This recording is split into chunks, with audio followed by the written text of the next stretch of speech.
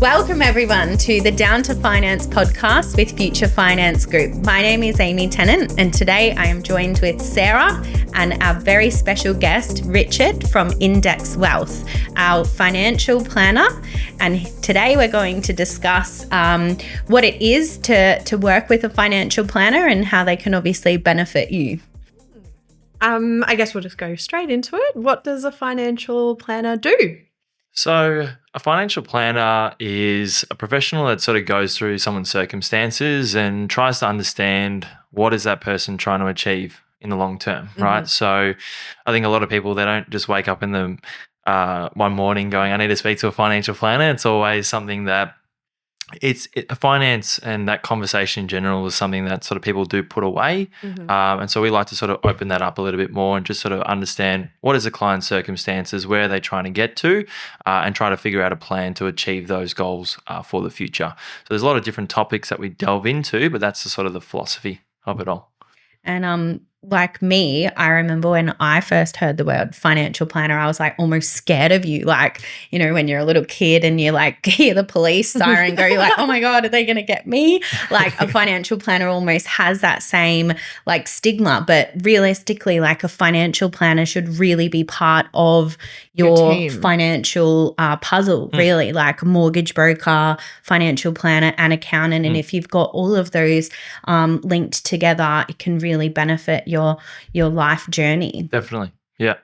And I think like for both Sarah and myself as mortgage brokers, being able to, you know, go through the home loan process with a client, and once we've received the unconditional status, to be able to offer a 1 hour free, you know, appointment where our clients can sit down with you and really explain where they're at in life, regardless of how old they are, whether they're a first home buyer or a middle-aged couple with, you know, younger kids that are, you know, just recently sold and brought a bigger family home, or even just retirees that are sort of in that, you know, early 60s, still have a few assets. You know, everybody, no matter how old they are, can really benefit from the service that a financial planner can offer. Definitely. And it's just having the conversation that relates back to the client. That's why we like to set up our meetings in a way to understand the client's situation, where they are in life, and what their goals are for the future, and then sort of tailor that conversation so they get the most out of that session. Yeah, so it's a real like customized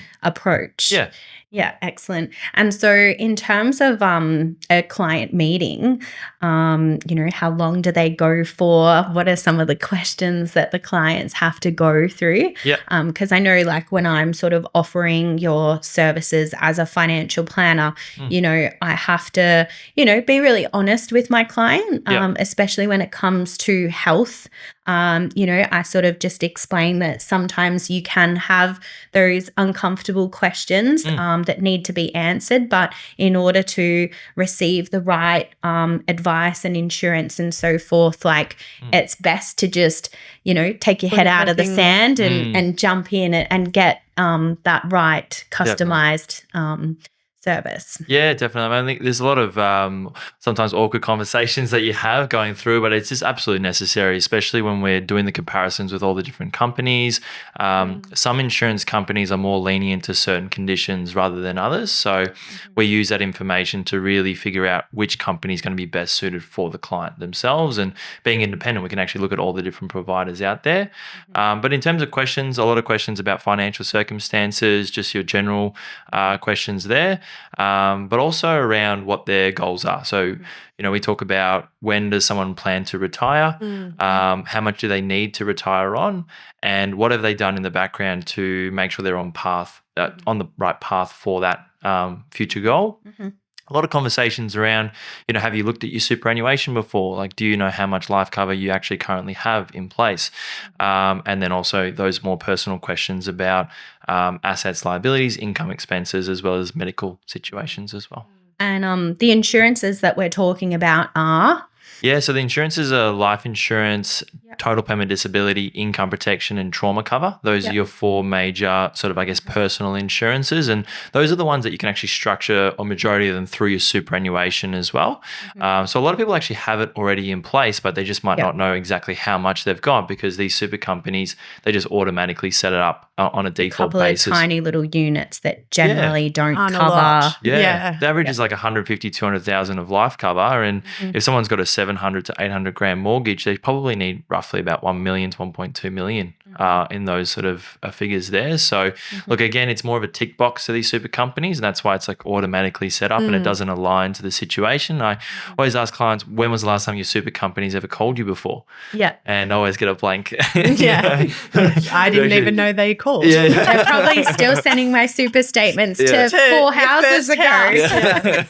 I wouldn't know what my login details are. Exactly. You know? Exactly.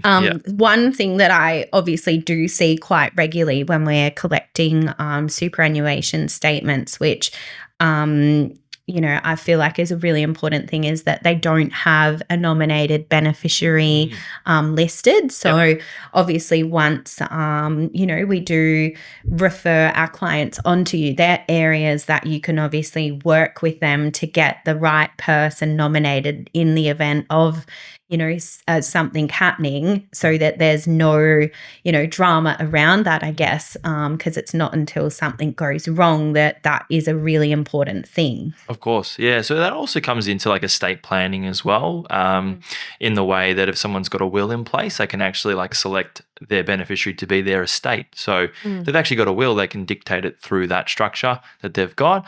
But ultimately, it's trying to make sure that there is the right superannuation, because a lot of people haven't actually updated it and it has as nil, and there can be a whole drama process around that money getting paid out.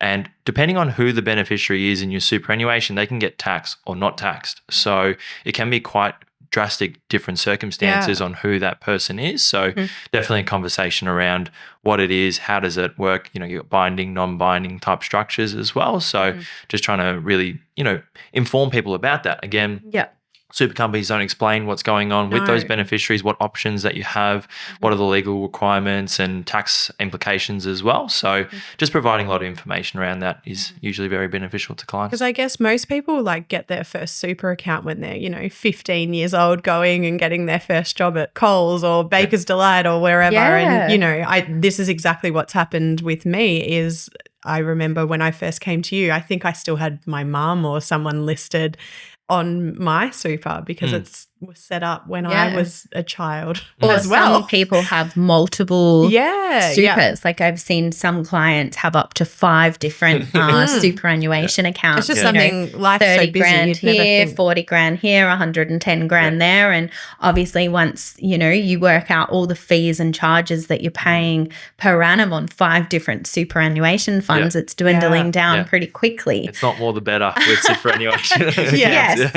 And I guess the other thing, just going back to obviously we're in, I guess the lifestyle for everybody at the moment is that the cost of living has increased. And so some clients can also get that, I guess, stigma with financial planning that it's going to cost me too much money and I can't afford to do that, or maybe I'm not wealthy enough to deserve that. Whereas I feel like that's not at all true. The life insurance and the trauma and the income protection that you were talking about, just explain how does that work coming out of the super? Like how are the payments structured and things like that? Yeah, that's a great question. So even for us, we have that initial meeting completely complimentary. It just allows us to understand the client's circumstances and see how we can actually help them. We then go back, do the research and come up with that recommendation. And a lot of the time the recommendation is to have those insurances paid through someone's superannuation themselves, mainly because of tax implications and obviously not having that impact on the out-of-pocket expense. And I guess some people may have reservations around that because they don't want it to impact their future growth of their super. But that's why we sort of complement the recommendation with making sure that the investments are actually set up right within the super as well, because they're going up as the little amounts coming out. Correct. You're like sort of capitalizing on that. Yeah, exactly. Because these super companies, like, again, default insurances, beneficiaries, things like that, but also the investments, which is probably one of the most important I areas. learned this when I came to see. They're actually investing the money on your behalf, and again, have never called you before. And superannuation is one of the largest investment assets, if not one of the most important, that people use for their retirement. And the amount of time that they put into it is very minimal compared to that impact. So I guess it's also just pulling away that curtain and just saying, okay, look, these super companies are investing it on your behalf. You actually have the ability to make a choice to ensure that it's in your best interest. And so it's really just educating around what's actually going on in the background so people can make more informed decisions as well. Yeah, amazing. And I think even just like with, I guess, some households, there's always a higher income earner. There's always going to be one particular, even if it's like a family or something like that, you've got a higher income earner. Then you might have, somebody that's part-time. And so ultimately, if the higher income earner was to become injured or unwell, that whole situation can become like very stressful, financial hardship, everything like that. So if they've got that income protection in place for, the higher income earner, that's just one less thing that they have to worry about. Yeah. Definitely. Yeah, it's just trying to have the right structures in place. I mean, if someone is going through life, nothing happens to them, and that's the idea, that no injuries, illness, or accidents happen and everything goes really well, that's great. I guess the reality is that potentially things can happen in the background, and those income protection, life insurance is really designed just to make sure there is that safety net. So just in case something does happen, it's not putting the person in the best situation possible, but just ensuring that maybe the mortgage is covered, maybe there's some income replacement until the little ones are an independent age as such, maybe covering education costs, those types of things. But again, just being purposeful about it, because I guess these insurances, a lot of people don't become aware of them until something happens. And when something's actually already happened, then it's too late to be able to adjust it or put it in place. So I guess, again, it's not really brought to front of mind for people about those covers. It's something that's set up in the super. No one talks about the levels of cover or what they do. So again, just providing that education allows people to sort of make sure that they're at least setting it up in a way that they're protected if something happens. Yeah. And I think like our approach is just like to be proactive, take advantage of that 1 hour free appointment so you can benefit for, the advice that you're giving, the areas that you're talking about. In terms of like time frame from a client that has the initial meeting with you, then obviously you put together, a bit of a statement of advice. That second appointment is generally within the first 8 weeks or so. And then before you said that you never hear from your superannuation fund, but with your process, it's ongoing forever. Like they're literally an index wealth client forever. So whatever happens to them, you're going to be in contact with them throughout their journey. So I know for us, we sort of do, 6 to 12 monthly home loan reviews, and you obviously have a very similar process. Yeah, so our structure is like a 12-month review from that perspective. And I guess the idea is just always having someone that understands your circumstances. I think last thing you want to do is you go to review and you speak to someone, they have no idea about who you are, and going through that whole process of understanding your situation again. So I guess, the idea is to sort of set up those recommendations. It usually takes around about 3 to 4 weeks from that initial appointment to statement of advice and starting implementing structures in the background. But life happens, people's situations change so drastically. I think about my own life 2-3 years ago compared to now, just flipped on its head. So the idea is the recommendation is valid for that point of time, but the idea is to also make sure that those structures are adjusted moving forward as well. Amazing. And obviously, like one thing that we haven't talked about is clients that might have gone through, an unexpected life challenge. You also help with like cash flow, budgeting, savings, and things like that, where sometimes they might be just so overwhelmed with all the amount of accounts that they've got, the amount of things that they've got going on, and you can refine that for them. Yeah, definitely. I think it's one of those things that comes with experience, like speaking to so many different people and their situations and seeing what works and what doesn't work. It's quite easy for myself to go through someone's circumstances, try to identify what those pain points are, and then make some suggestions around their cash flow and what might they want to change moving forward. So I guess it's not really like a specific structure on budgeting in particular, but just how do you manage your bank accounts and how would you manage your income coming through? I always do believe in having doing one audit just to say, okay, how much can you potentially save? And two people save in either one or two ways. One is you spend first, save the rest. What happens is you spend everything, right? And there's nothing left over to save. And I always say the second one, which is you save first, treat it like an expense, and then psychologically we just spend what's in our bank account. So if you treat that savings as an expense, because if you pay for an electricity bill, you don't go after the electricity company and say, oh, can you give the money back? It's trying to create that sort of boundary between the expenses and the savings. That's a good mindset to have. Yeah, just trying to adjust that mindset towards that, but then also figuring out what's achievable, because last thing you want to do is go for a massive audacious goal and then not be able to achieve it, and then it breaks that barrier between expenses and savings. So I guess it's that conversation around that area and talking about what actually works for people. And another area is that like clients that are, at that 50 to 55-year-old age bracket where they're looking at, downsizing, selling assets, maybe reinvesting in assets within a superannuation fund, using their super to buy property, all of that sort of stuff. A financial planner can fully navigate on that before they jump in the deep end and I guess make a poor decision that could result in taxes and everything like that. Spot on, yeah, because I think it's one of those things where all those decisions, once you've made the decision, you can't actually just rewind. And I guess it also comes back down to what you both do in terms of the mortgage broking, just going through so many experiences and seeing what can potentially happen in the future based on the decisions that you make today.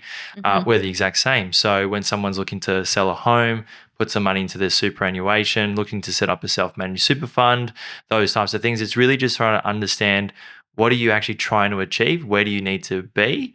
And then make sure that decision's actually, benefiting that outcome in the future, and it's not actually taking them away from that side of things as well.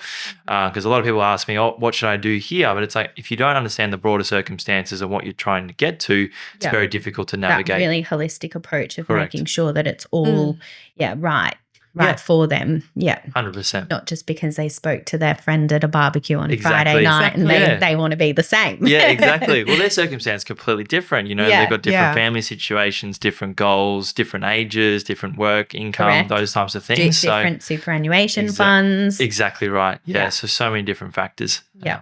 Well, I just want to say thank you so much to Ricky for coming out today. I know for both Sarah and I, we're so grateful to have a partnership with Index Wealth in terms of making sure that once our clients are settled, being able to, offer that 1 hour free complimentary advice for a financial planner to sit down with our clients is something that I'm really passionate about. Absolutely. And that's something that we'll talk about next. But thank you, Ricky, for coming in, and thank you, Sarah. Thanks. And we look forward to our next podcast in the coming days. Thank you very much. Awesome. Thanks so much.